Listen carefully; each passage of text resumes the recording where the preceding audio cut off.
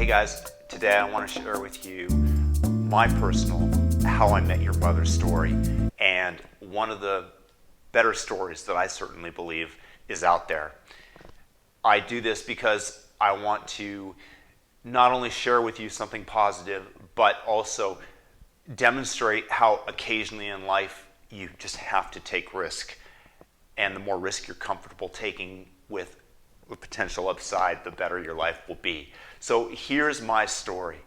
I had been traveling in the summer of 2016 around Europe for a couple of months, and then made my way over to what's my favorite country to visit, Thailand. And I was having a great time. I was doing yoga at the park in Bangkok, meeting people, and then I went south to the beaches. I kind of melted in to the beaches of Krabi. They were just stunning. I didn't really want to leave, but my 30-day visa was coming to a close, so I headed back to Bangkok.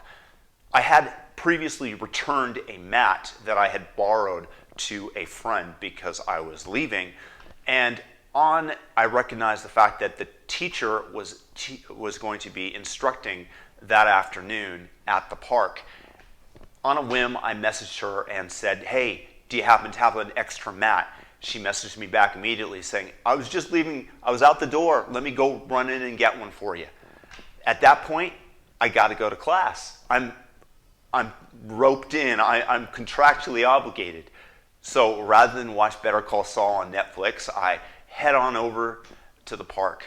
And I meet her, there's one other student in the class, we're getting set, ready to begin, and it starts to pour. I mean, this is a tropical deluge.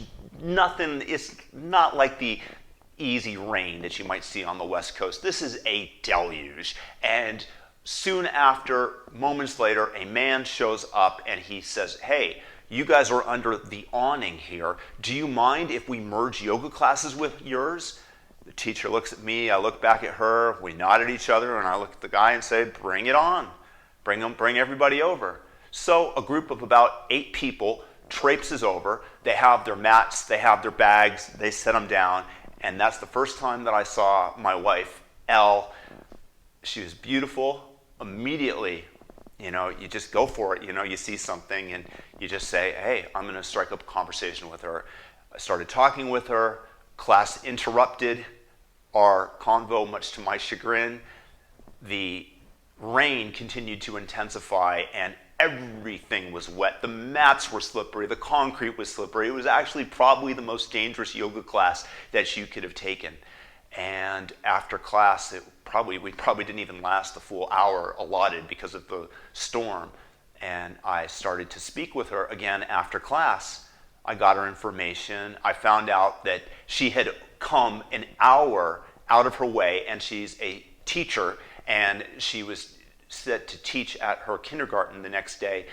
She had come at the behest and invite of another new teacher at her school, so they had ventured over all the way to the park a long ways, and I almost didn't go.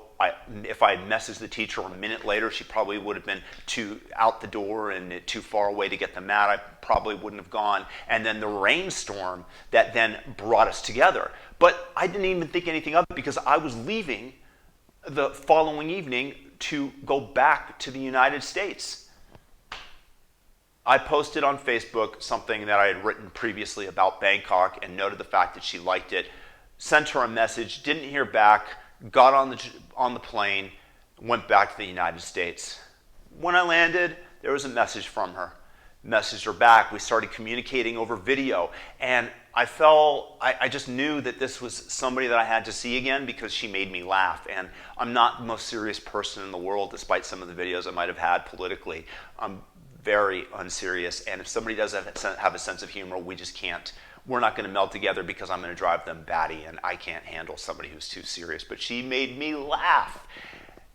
So after a few times of this hour-long conversations, I said, "Hey, you know what? I can still head on over back to you, and I would love to do that. And if I do, then, go out with me." And she thought I was pretty crazy, which maybe there's something to her theory.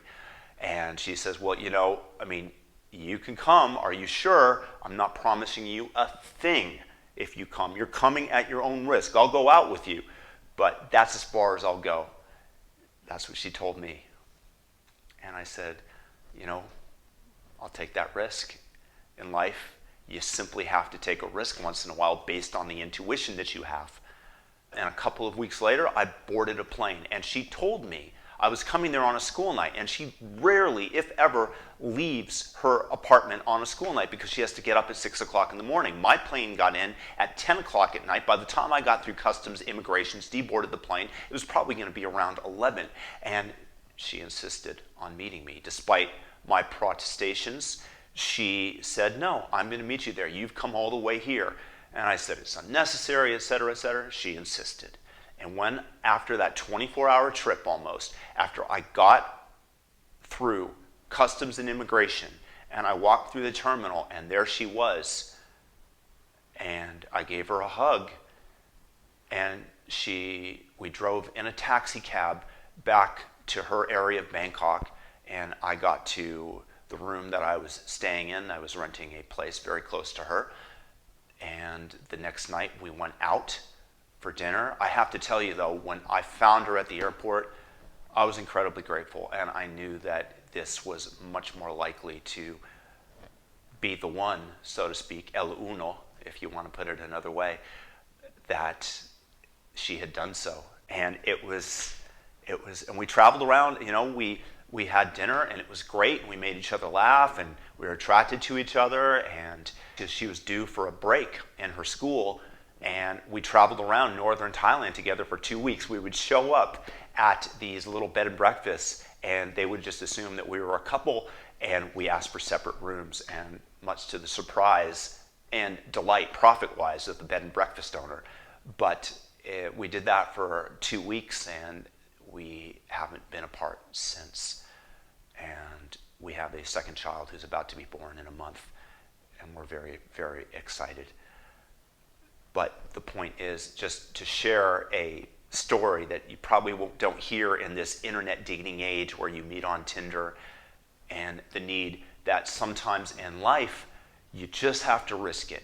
You just have to go out there and say, balls to the wall, maybe, just maybe it's going to work out, and if it doesn't, I'll have a story, because you'll always have a story. And if you take a risk, and whatever it is, my hope for you is that you'll have a story like this one. Peace and blessings. Share this video if you think it'll inspire somebody and make somebody's day just a little bit brighter.